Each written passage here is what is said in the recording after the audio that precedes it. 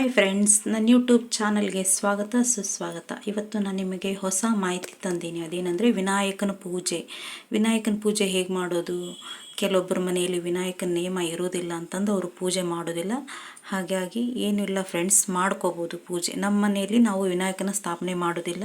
ನಾನು ವಿನಾಯಕನ ಪೂಜೆ ಆರಾಮಾಗಿ ಮಾಡ್ಕೋತೇನೆ. ಯಾಕಂದರೆ 6 ವರ್ಷ ಆಯ್ತು ಇವಾಗ ನಾನು ಮಾಡ್ತಾ ಇದ್ದೀನಿ. ನನಗೆ ಆದಷ್ಟು ಒಳ್ಳೆಯದಾಗಿದೆ.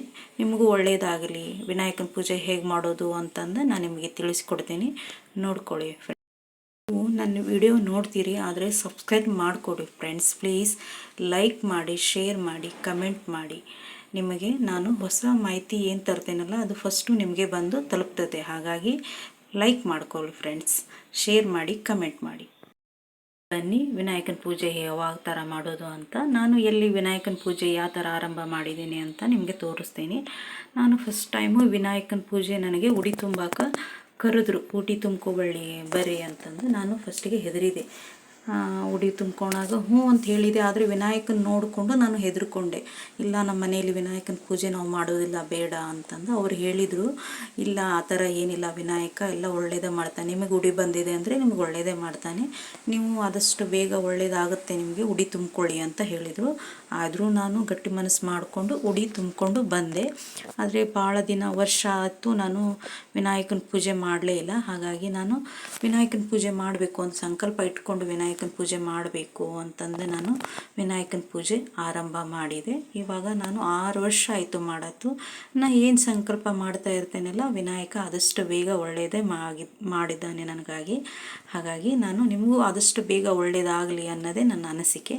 ನೋಡಿ ಫ್ರೆಂಡ್ಸ್, ನಾನು ವಿನಾಯಕನ ಪೂಜೆ ಯಾವ ಥರ ಮಾಡೋದು ಅಂದರೆ, ನಾವು ಡೇಟ್ ಹಾಕ್ತೇವಲ್ಲ, 6ನೇ ದಿನಕ್ಕೆ 5ನೇ ದಿನ ಮುಗಿದು 6ನೇ ದಿನಕ್ಕೆ ನಾವು ಈ ಪೂಜೆ ವ್ರತವನ್ನು ಸ್ಟಾರ್ಟ್ ಮಾಡಬೇಕು. ಹಾಗಾಗಿ 21 ದಿನವರೆಗೆ ನಮ್ಗೆ ಯಾವುದೂ ಅಡಚಣೆ ಬರುವುದಿಲ್ಲ. ನಡಬರ್ಕ ಅಂದರೆ ನಾವು ಕ್ಯಾಲೆಂಡರ್ದೊಳಗೆ 1, 2, 3 ಹಿಂಗೆ 21 ದಿನ ಮಾರ್ಕ್ ಮಾಡಿಕೊಂಡು 21 ದಿನ ಯಾವಾಗ ಬರ್ತದಲ್ಲ ಆವಾಗ ನಾವು ಈ ಪೂಜೆಯನ್ನು ಕೊನೆಗೊಳಿಸ್ಬೇಕು. ಅದು ಯಾವ ಥರ ಅಂದರೆ, ನಾವು ಈಗ ಬೆಳಗ್ಗೆ ನಾವು ಯಾವ ಸಾಮಾನು ಬೇಕು ಅಂತಂದು ನಾವು ಹಿಂದಿನ ದಿನವೇ ನಾವೆಲ್ಲ ತೆಗೆದಿಟ್ಕೋಬೇಕು. ಅಂದರೆ ಹೂವು, ನಾವು ನೋಡ್ತಾ ಇದ್ರಿ ಗರಿಕೆ, ಹೂವು, ಆಮೇಲೆ ಹೊಸ ಬಟ್ಲು ತರಬೇಕು ಒಂದು, ಆಮೇಲೆ ಹಣ್ಣು, ನಿಮ್ಗೆ ಯಥಾಶಕ್ತಿ ಎಷ್ಟು ಹಣ್ಣು ಯಾವ ಥರ ಸಿಗುತ್ತೆ ಆ ಥರ ಹಣ್ಣು, ಆಮೇಲೆ ಅಭಿಷೇಕಕ್ಕೆ ಹಾಲು, ಸಕ್ಕರೆ, ತುಪ್ಪ, ಬಾಳೆಹಣ್ಣು, ಆಮೇಲೆ ನೈವೇದ್ಯಕ್ಕೆ ಸಕ್ಕರೆ, ಪುಟಾಣಿ, ಬಾಳೆಹಣ್ಣು, ಎಲೆಡಿಕೆ ಇವೆಲ್ಲ ತಗೊಂಡು ನೀವು ಸಂಕಲ್ಪ ಮಾಡ್ಕೋಬೋದು. ಯಾವ ಥರ ಅಂದರೆ, ಫಸ್ಟು ಒಂದು ಬಟ್ಲಲ್ಲಿ ಇಟ್ಕೊಂಡು ನಾವೆಲ್ಲ ದೇವರುಗಳನ್ನು ತೊಳ್ಕೊಂಡು ಆಮೇಲೆ ನಾವು ಗಣಪನ್ನು ಒಂದು ಬಟ್ಟಲಲ್ಲಿಟ್ಟು ಅಭಿಷೇಕ, ಹಾಲು, ಸಕ್ಕರೆ, ತುಪ್ಪ, ಬಾಳೆಹಣ್ಣು, ನಾನು ವಿಡಿಯೋ ಹಾಕ್ತೀನಿ, ಅದನ್ನು ನೋಡ್ಕೊಳ್ಳಿ. ಆ ಥರ ಮಾಡಿಕೊಂಡು ಆಮೇಲೆ ಒಂದು ಬಟ್ಟಲಲ್ಲಿ ಅಕ್ಕಿ ತುಂಬಿ ಗಣಪನ್ನು ನೀಟಾಗಿ ಒರೆಸ್ಕೊಂಡು ಗಣಪನ ಕುಂದಿರಿಸ್ಕೊಂಡು ಕೂಡಿಸಿ ಕುಂಕುಮ, ಅರಿಶಿನ, ಹೂವು, ಗರಿಕೆಯಿಂದ ಅಲಂಕಾರ ಮಾಡಿ ನೈವೇದ್ಯಕ್ಕೆ ನಾನು ನೋಡಿ ಇಲ್ಲಿ ಅಭಿಷೇಕ ಇಟ್ಟೀನಿ. ಆಮೇಲೆ ಸಕ್ಕರೆ, ಪುಟಾಣಿ, ಆಮೇಲೆ ನಿಮ್ಗೆ ಯಥಾಶಕ್ತಿ ಅಷ್ಟು ಹಣ್ಣು ಎಷ್ಟು ಸಿಗುತ್ತೆ ಅಷ್ಟು ಹಣ್ಣು ಇವೆಲ್ಲ ತೊಗೊಂಡು ನಾನಿಲ್ಲೊಂದು ಮಂತ್ರಾಕ್ಷ ಅಕ್ಕಿ ಕಾಳು ಇಟ್ಕೊಂಡಿನಿ ನೋಡಿ. ಇಲ್ಲಿ ಈ ಅಕ್ಕಿ ಕಾಳಿಗೆ ತುಪ್ಪ, ಆಮೇಲೆ ಕುಂಕುಮ, ಅಕ್ಕಿ ಹಾಕಿ ಮಿಶ್ರಣ ಮಾಡಿಕೊಂಡು ದಿನನಿತ್ಯ 2 ಅಕ್ಕಿ ಕಾಳು ಗಣಪನ ನಾವು ಮೇಲೆ ಹಾಕಬೇಕು. ಯಾವ ಥರ ಅಂದರೆ, ಗಣಪನ ಹೂವು ತೆಗೆದು ದಿನಾಲಿ ಒಂದು ಪಾಕೆಟ್ನಲ್ಲಿ ಹಾಕ್ತಾ ಇರಬೇಕು. ಅದನ್ನು ಚೆಲ್ಲಬಾರ್ದು. ನಾವು 21 ದಿನ ಆಗೋವರೆಗೂ ನಾವು ಅದನ್ನು ಚೆಲ್ಲಬಾರ್ದು. ಅದನ್ನು ಆಮೇಲೆ ಕೆರೆಗೂ ಬಾವಿಗೂ ಎಲ್ಲ ನೀವು ಅಡ್ಡಾಡೋ ಜಾಗಲ್ಲ, ಯಾರು ಅಡ್ಡಾಡಲಾರ ಜಾಗಕ್ಕೆ ಅಲ್ಲಿ ಹಾಕ್ಬೋದು. ಹಾಕ್ಕೊಂಡು ನೀವು ದಿನನಿತ್ಯ ಅಕ್ಕಿ ಏನು ಮಾಡಬೇಕು ಅನ್ನೋದೇ ಕೆಲವ್ರಿಗೆ ಪ್ರಶ್ನೆ ಇರುತ್ತೆ. ಅಕ್ಕಿ ಏನು ಮಾಡಬೇಕಂದ್ರೆ, ನೀವು ಊಟದ ಡಬ್ಬಿಗೆ ಅಂದರೆ ಅಕ್ಕಿ ಡಬ್ಬಿಗೆ ಹಾಕು ದಿನನಿತ್ಯ ಊಟಕ್ಕೆ ಬಳಸ್ಕೋಬೋದು. ಈ ಥರ ಫ್ರೆಂಡ್ಸ್, ಇವಾಗ ಈಗ ಶುರು ಮಾಡ್ಕೊಳ್ಳೋಣ ಯಾವ ಥರ ಪೂಜೆ ಮಾಡೋದು ಅಂತ. ಈ ಥರ ನಾವೆಲ್ಲ ಅಲಂಕಾರ ಮಾಡಿಕೊಂಡು ಊದುಬತ್ತಿ, ಧೂಪ, ಕರ್ಪೂರ ಎಲ್ಲ ಹಚ್ಕೊಂಡು ಈ ಥರ ನಾವು ಸ್ಥಾಪನೆ ಮಾಡ್ಕೋಬೇಕು. ಆದರೆ 21 ದಿನವರೆಗೂ ನಾವು ಈ ಗಣಪನ ಮುಟ್ಟಬಾರ್ದು. ನಾವು ದಿನನಿತ್ಯ ಏನು ಮಾಡಬೇಕಂದ್ರೆ, ನೀರು ಚಿಮ್ಮಿಸಿ ದೂರ್ಲಿಂತ್ರ ಅರಿಶಿನ, ಕುಂಕುಮ ಗಣಪನ ಮೇಲೆ ಬೀಳೋ ಹಾಗೆ ಹಾಕಿ ಒಂದು ಹೂವು, ಗರಿಕೆ ಏರಿಸ್ಬೋದು. ಏರಿಸಿ ಸಕ್ಕರೆ, ಪುಟಾಣಿ, ಹಾಲು, ಸಕ್ಕರೆ ದಿನನಿತ್ಯ ಒಂದು ಸ್ವೀಟು ಏನಾದರೂ ನೀವು ಮನೆಯಲ್ಲಾದರೂ ಮಾಡ್ಬೋದು. ಇಲ್ಲ ನಮಗೆ ಆಗೋದಿಲ್ಲ ಅಂದರೆ ಒಂದು ಸ್ವೀಟ್ ತಂದು ಸ್ವೀಟ್ ಇಟ್ಟು ಉದಿನ ಕಡ್ಡಿ ಧೂಪ ದೀಪ ಬೆಳಗ್ತಾ ಇರಬೇಕು. 20 ದಿನ ಆದಮೇಲೆ 21 ದಿನಕ್ಕೆ ನಾವು ಇಬ್ಬರು ಹೆಣ್ಣು ಮಕ್ಕಳನ್ನ ಅವರಿಗೆ ಉಡಿ ತುಂಬ್ತೇವೆ ಬನ್ನಿ ಅಂತ ಹೇಳಿಕೊಂಡು ಬರಬೇಕು. ಆದರೆ ಕೆಲವರು ಹೆದರ್ತಾರೆ, ಇಲ್ಲ ಉಡಿ ತುಂಬ್ಕೊಳೋದಿಲ್ಲ, ನಾವು ಗಣಪನ ತುಂಬೋದಿಲ್ಲ ಅಂತಂದು. ಆ ಥರ ಏನಿಲ್ಲ, ನೀವು ಅವರಿಗೆ ಹೇಳಿ ಗಣಪ ಮಾಡೋದು ಎಲ್ಲ ಒಳ್ಳೆಯದೇ ಮಾಡ್ತಾನೆ ನಮಗೆ, ಹಾಗಾಗಿ ಗಣಪನ ಪೂಜೆ ನೀವು ಮಾಡ್ಕೊಳ್ಳಿ, ನನಗೂ ಒಳ್ಳೆಯದಾಗಿದೆ ನಿಮಗೂ ಒಳ್ಳೆಯದಾಗಲಿ ಅಂತ ನೀವು ಅವ್ರಿಗೆ ಹೇಳಿ. ಆದರೆ ಗಣಪ ಬರುವಾಗ ಒಬ್ಬನೇ ಬರೋದಿಲ್ಲ, ಗಣಪ ಲಕ್ಷ್ಮಿ ಸರಸ್ವತಿ ಕೂಡ ತೊಗೊಂಬರ್ತಾನೆ. ಹಾಗಾಗಿ ನಮ್ಮ ಮನೇಲಿ ಮಕ್ಕಳಿಗೆ ಬುದ್ಧಿ ಏನಿಲ್ಲ ಅಂದರೂ ಸರಸ್ವತಿ ನಮ್ಮ ಮಕ್ಕಳಿಗೆ ಬುದ್ಧಿ ವಿದ್ಯೆ ಕೊಡ್ತಾಳೆ ಅನ್ನೋದೇ ನನ್ನ ಅನಿಸಿಕೆ. ಆಮೇಲೆ ಲಕ್ಷ್ಮಿ, ಇವಾಗ ನಾವು ಲಕ್ಷ್ಮಿ ಬಂದಿಲ್ಲ ನಮ್ಮ ಮನೆಗೆ ಅಂತೇವಲ್ಲ, ಗಣಪ ಲಕ್ಷ್ಮಿನ ಸ್ವತಃ ಕರ್ಕೊಂಡು ಬರ್ತಾನೆ. ಹಾಗಾಗಿ ಇಬ್ಬರು ಹೆಣ್ಮಕ್ಳನ್ನ ನಾವು ಕರ್ಕೊಂಡು ಬರಬೇಕು. ಕರ್ಕೊಂಬಂದು ಅವರಿಗೆ ಅರಿಶಿನ ಕುಂಕುಮ ಮುಡಿಗೆ ಹೂವು ಕೊಟ್ಟು 2 ಗಣಪ ಅಂದರೆ 2 ಬಟ್ಲು ಹೊಸ ಬಟ್ಲು ತೊಗೊಂಡು ಬಂದು ಒಂದು ಬಟ್ಲಲ್ಲಿ ಅಕ್ಕಿ ತುಂಬಿ 2 ಬಟ್ಟಲಲ್ಲಿ ಅಕ್ಕಿ ತುಂಬಬೇಕು.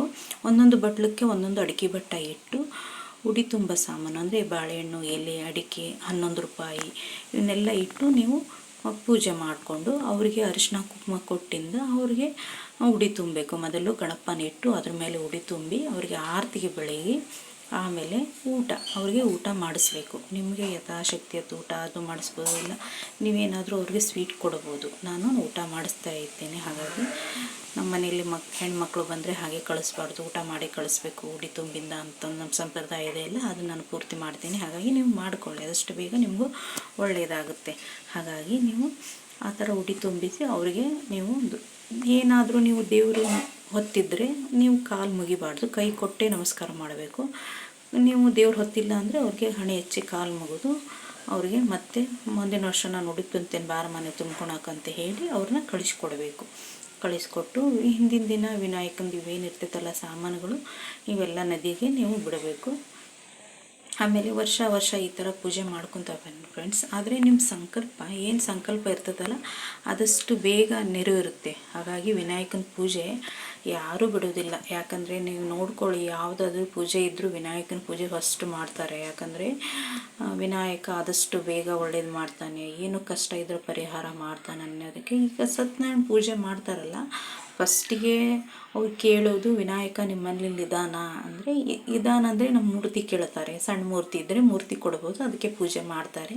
ಇಲ್ಲಾಂದರೆ ಅಡಿಕೆ ಬೆಟ್ಟ ಇಟ್ಟು ಅವರೇ ಪೂಜೆ ಮಾಡ್ತಾರೆ. ನೋಡಿ, ನೀವು ವಿನಾಯಕನ ಪೂಜೆ ಫಸ್ಟ್ ಮಾಡಿ ಆಮೇಲೆ ಸತ್ಯನಾರಾಯಣ ಪೂಜೆ ಮಾಡ್ತಾರೆ. ಹಾಗಾಗಿ ವಿನಾಯಕನ ಪೂಜೆ ಏನು ಮಾಡ್ತೀರಲ್ಲ ಆದಷ್ಟು ಬೇಗ ನಿಮ್ಮ ಸಂಕಲ್ಪ ಎರಡುತ್ತೆ, ಏನು ಕಷ್ಟ ಇದ್ದರೂ ದೂರ ಆಕ್ಕೈತಿ.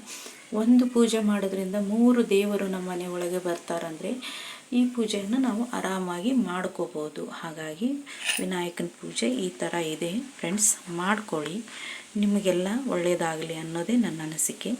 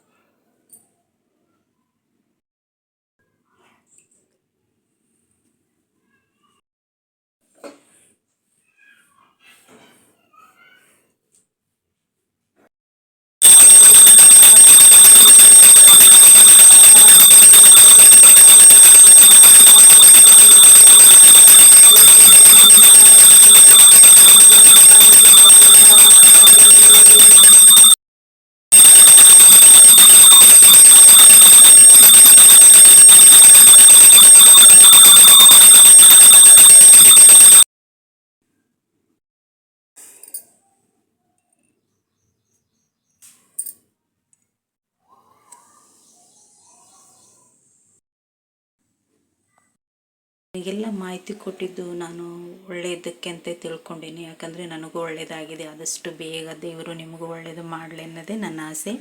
ವಿನಾಯಕನ ಪೂಜೆ ಈ ಥರ ಇದೆ ಫ್ರೆಂಡ್ಸ್. ಆದರೆ ಒಂದು ಮಾಹಿತಿ ಏನಂದರೆ, ಫಸ್ಟ್ ದಿನ ನಾವೇನು ವಿನಾಯಕನ ಪೂಜೆ ಆರಂಭ ಮಾಡ್ತೇವಲ್ಲ, ಆ ದಿನ ನಾವು ಉಪವಾಸ ಇರಬೇಕು. ಆ ದಿನ ನಾವು ಉಪವಾಸ ಇದ್ದು 21 ದಿನವರೆಗೂ ನಾವೇನು ಇರಬಾರ್ದು. ಆದರೆ ನಿಮ್ಮ ಅನುಕೂಲ ಇದ್ದರೆ ಇರ್ಬೋದು. ಆದರೆ 21 ದಿನಕ್ಕೆ ನಾವು ಅವರಿಬ್ಬರು ಹೆಣ್ಮಕ್ಳನ್ನ ಉಪವಾಸ ಇಟ್ಟು ನಾವು ಉಪವಾಸ ಇರಬೇಕು.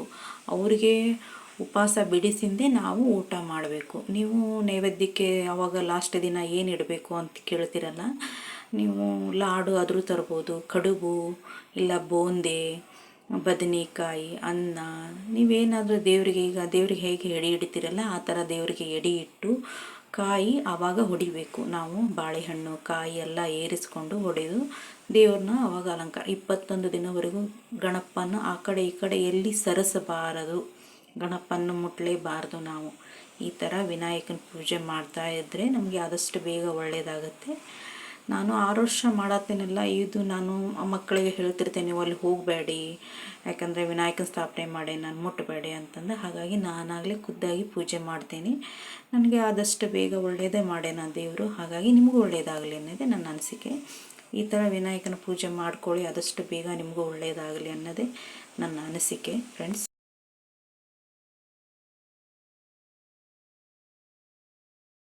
ನಿಮಗೇನಾದರೂ ಡೌಟ್ ಇದ್ದರೆ ಫ್ರೆಂಡ್ಸ್ ಕಮೆಂಟ್ ಬಾಕ್ಸಲ್ಲಿ ಕಮೆಂಟ್ ಮಾಡಿ.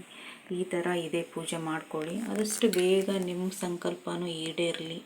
ವಿನಾಯಕ, ಸರಸ್ವತಿ, ಲಕ್ಷ್ಮಿ ಆದಷ್ಟು ಬೇಗ ನಿಮ್ಮ ಮನೆಗೆ ಬರಲಿ ಅನ್ನೋದೇ ನನ್ನ ಅನಿಸಿಕೆ. ಹಾಗಾಗಿ ನನ್ನ ಫೇಸ್ ಫಾಲೋ ಮಾಡ್ಕೊಳ್ಳಿ, ಲೈಕ್ ಮಾಡಿ, ಶೇರ್ ಮಾಡಿ, ಕಮೆಂಟ್ ಮಾಡಿ. ನಮಸ್ಕಾರ ಫ್ರೆಂಡ್ಸ್, ಬಾಯ್.